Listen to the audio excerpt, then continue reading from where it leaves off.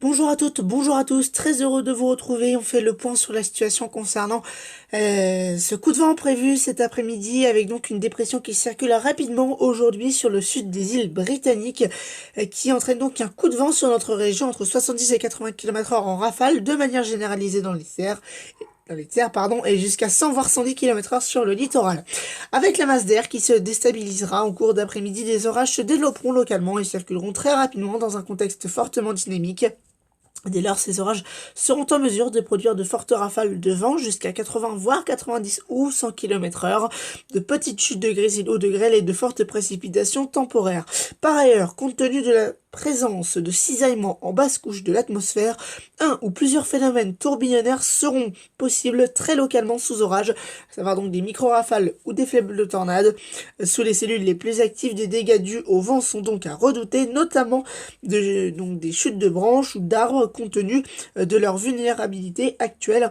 En effet, il y a une meilleure prise au vent donc avec la présence de nombreuses feuilles. Soyez donc très prudents cet après-midi. Je vous laisse regarder la carte. Donc c'est valable entre ce midi 12h et ce soir 22h. On attend 70 à 80, voire localement 90 sur le département du Calvados, de l'Orne, de la Seine-Maritime et de l'Eure. Vous voyez qu'il y a vraiment une toute petite partie du Nord Cotentin qui va échapper a priori à ces vents violents.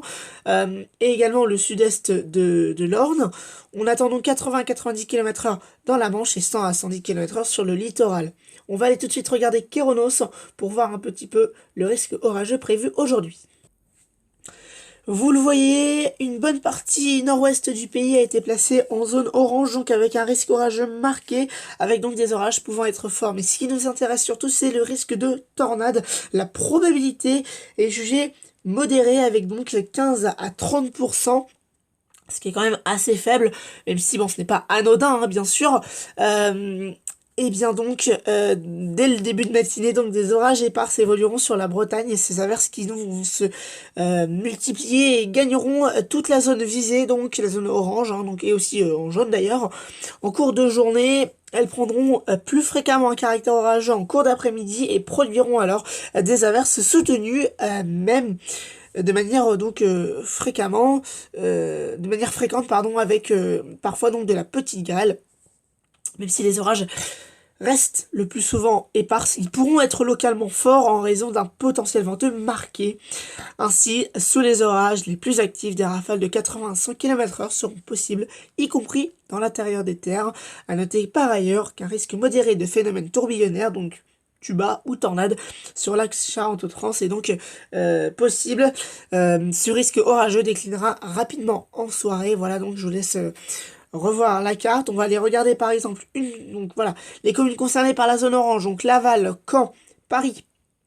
Ah bien, Lille est à la limite.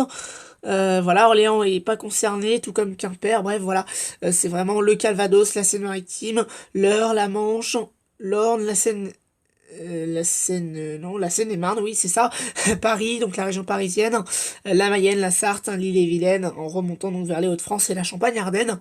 Donc prudence, puisqu'en effet le risque de tornade s'étend donc des Charentes aux Hauts-de-France en passant par le bassin parisien.